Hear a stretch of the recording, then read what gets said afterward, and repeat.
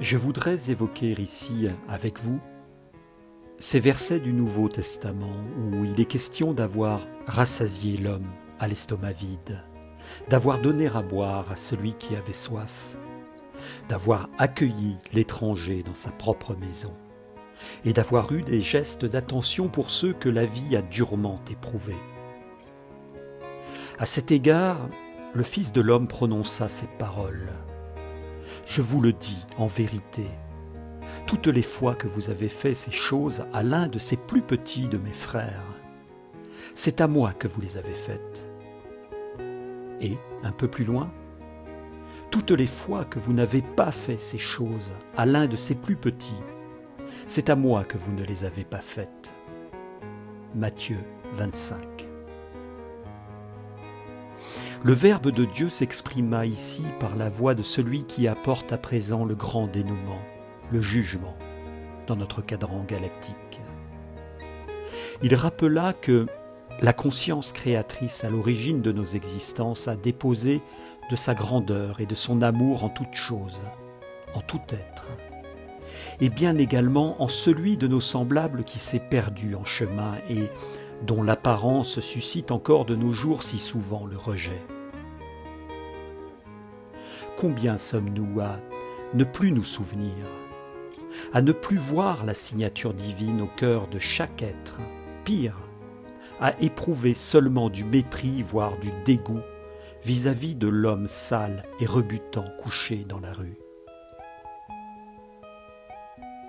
Il est des entre-soi qui sont comme des citadelles de l'ombre, comme les remparts d'un orgueil et d'une bien-pensance capables de toiser la misère, de disqualifier l'humain qui s'y trouve au motif qu'il boit, qu'il se drogue, ou qu'il n'a pas eu le courage minimum de traverser la rue pour trouver du travail. Cette bien-pensance campée sur son bon droit sait toujours trouver les motifs qui enlèvent toute excuse et qui renvoient l'indigent à la responsabilité de sa déchéance. Ce sont ces mêmes entre-soi qui lorgnent invariablement du côté des fastes de la réussite auxquels aspire l'humaine condition, n'ayant cette fois aucun rationnement d'âme pour les dévotions aux signes extérieurs du pouvoir et de la richesse. D'un côté, l'homme que la misère a rendu invisible. De l'autre, l'homme dont le prestige attire les marques de déférence et les égards les plus zélés.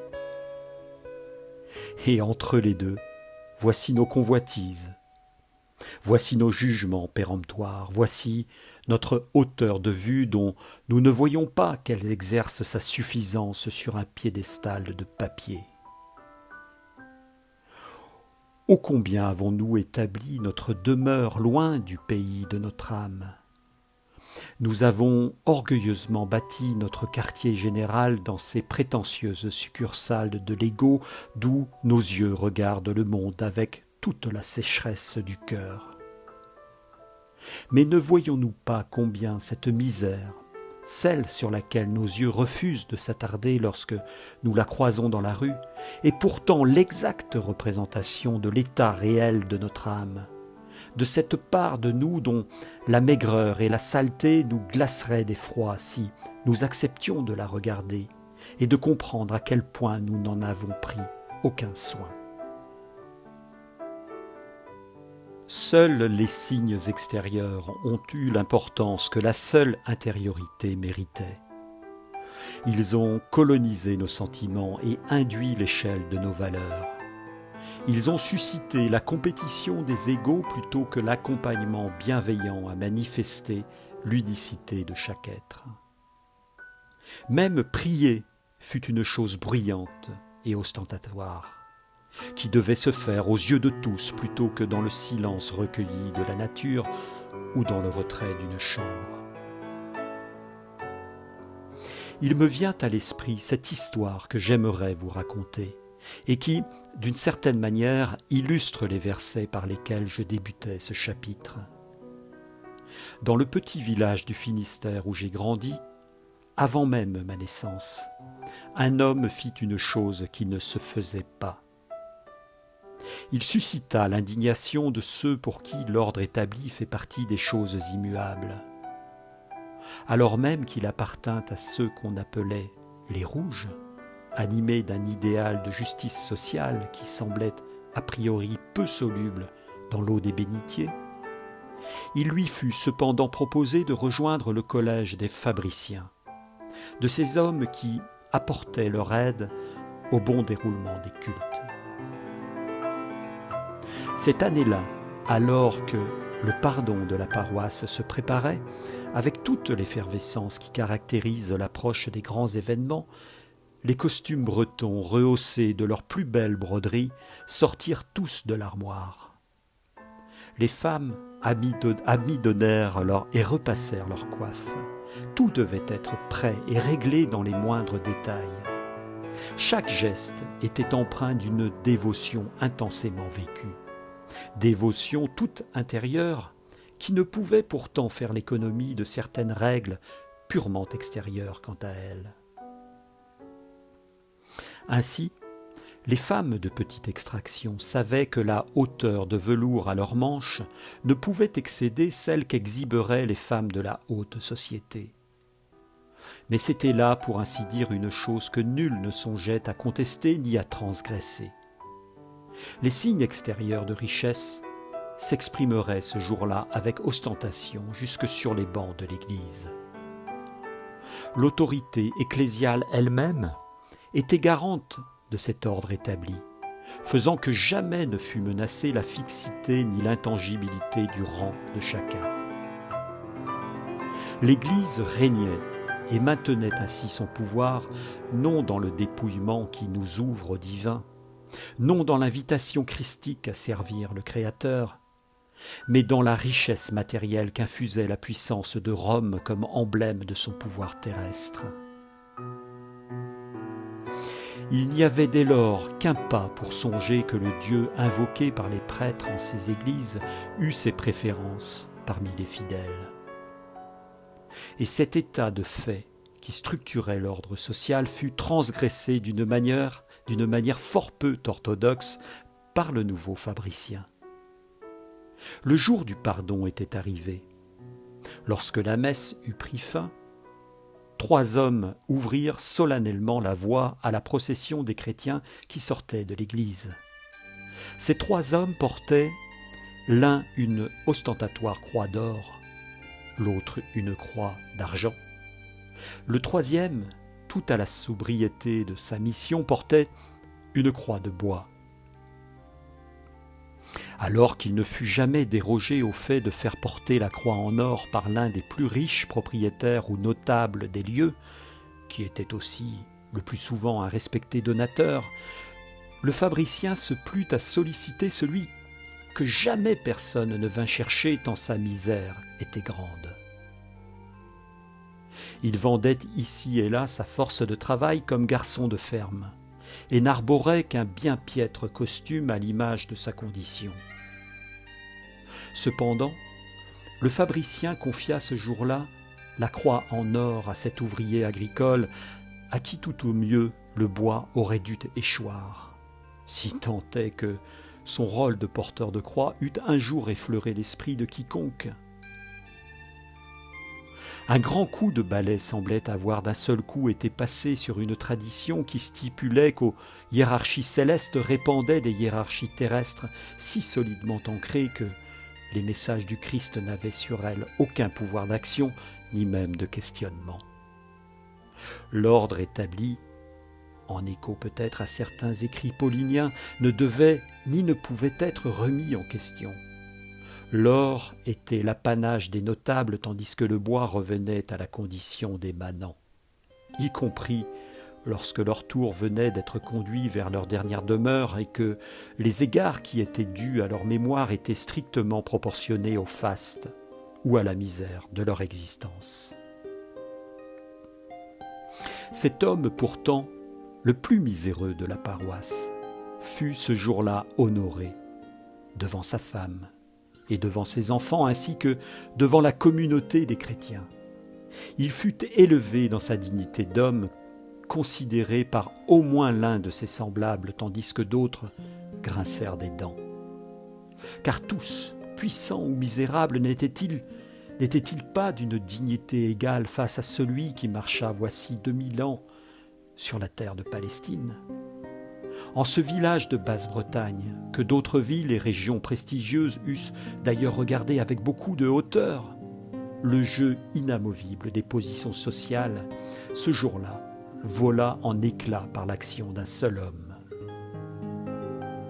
Ce fabricien était mon grand-père, qui, comme chacun de nous, tout à son parcours terrestre, eut ses parts d'ombre et ses parts de lumière.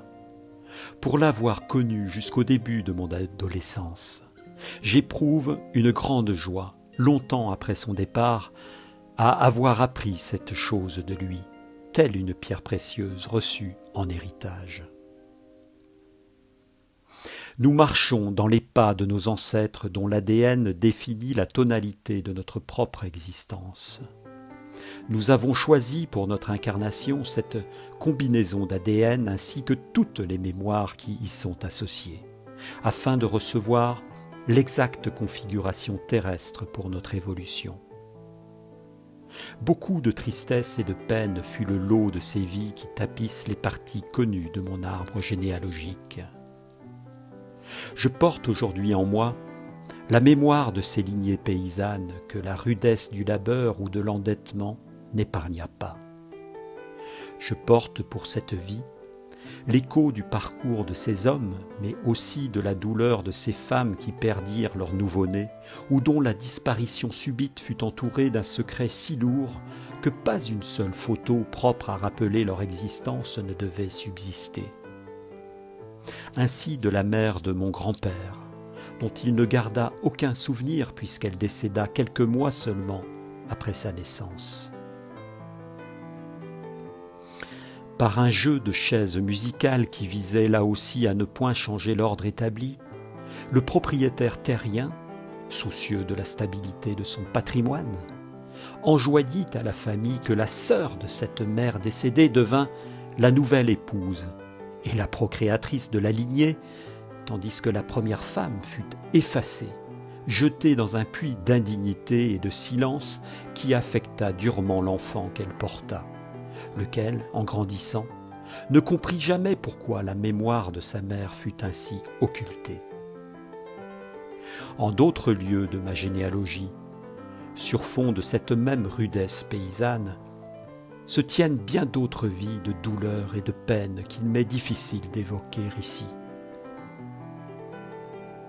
Il est important, dans les familles, que les choses soient dites, qu'elles soient connues des enfants et des générations qui suivent, afin que l'ombre portée par ce qui demeurait dans le silence cesse de s'insinuer comme une angoisse sans nom en chaque nouvelle vie.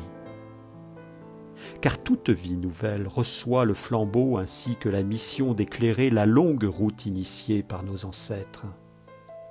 Chaque vie a le pouvoir de libérer le fatras des obstacles que les traumas du passé y ont laissés. Si le silence demeure, si les secrets sont tous et systématiquement emportés par nos ancêtres dans l'au-delà, alors les tentations sont fortes de reproduire les schémas hérités, non comme des choix assumés dont personne ne comprendrait qu'ils soient faits en conscience, mais comme des duplications involontaires que nos croyances limitantes induisent, telle une configuration et une programmation du réel qui définit pour nous ce qui, dans notre vie, sera possible et impossible. Face à nos ancêtres, furent-ils enchaînés à la dureté de leurs conditions, furent-ils trop souvent illégitimes, destitués, conduits à vivre dans l'état de victime? Nous serons nous-mêmes conditionnés par la mémoire transmise de notre ADN, par l'action naturelle de cette antenne fréquentielle qui nous a légué notre ego, à connaître les mêmes limitations, les mêmes ornières sur un chemin similaire. Il se pourra aussi que nous ayons à connaître les mêmes tentations à éteindre les peines endurées, que ce fût par l'alcool, par les médicaments ou par toute autre substance ou comportement addictif auquel nous prêterons des vertus consolatrices, ne sortant finalement jamais du périmètre d'expérience auquel notre matériel génétique nous prédisposa. Et pourtant, si notre lecture s'arrête au constat de notre impuissance et à celui d'un déterminisme contraignant qui fixa durablement la dualité et le partage du monde, nous oublions que cette situation d'incarnation a priori défavorable est bien celle que nous avons choisie ou attirée à nous par l'application naturelle des lois du karma. Jamais ces lois, si implacables soient-elles, ne sont séparées du principe même de la conscience à laquelle, parfois si durement, elles s'appliquent. La conscience individuée, incarnée, littéralement essorée par le tambour battant des épreuves, ne s'est pas retrouvée dans cette coque égotique ni dans ce programme génétique par hasard. Les enseignements durement assénés, les expériences qui longtemps nous maintiennent dans l'indépassable opposition du bourreau et de la victime ont chaque fois à nous faire découvrir que la sortie du labyrinthe réside non dans l'entêtement à nous débattre ou à maugréer sur le sort, mais dans les retrouvailles avec cette part manquante et plus élevée de nous-mêmes, notre âme. Toute épreuve, se définissant sur le moment par le sentiment oppressant que rien d'autre n'existe, est pourtant là pour être transcendée, traversée par une élévation du regard et finalement par la compréhension de ce que nous vivons et de pourquoi nous le vivons.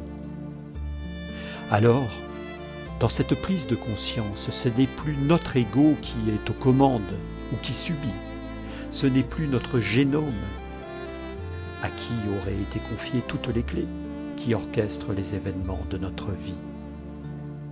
Notre âme commence à se souvenir, elle ressent profondément qu'elle n'est pas d'ici, mais que, pour des raisons qu'elle commence à percevoir, elle a quitté un jour le lieu primordial de sa naissance. Elle a parcouru les univers en quête d'elle-même. Ainsi comprend-elle qu'elle n'est pas limitée à un enfermement dans l'humaine souffrance que ses propres actes ont produite, ou que ses pensées par affinité vibratoire ont attirée à elle. Un autre chemin est possible. Une autre façon de regarder notre propre existence et celle de nos semblables est possible.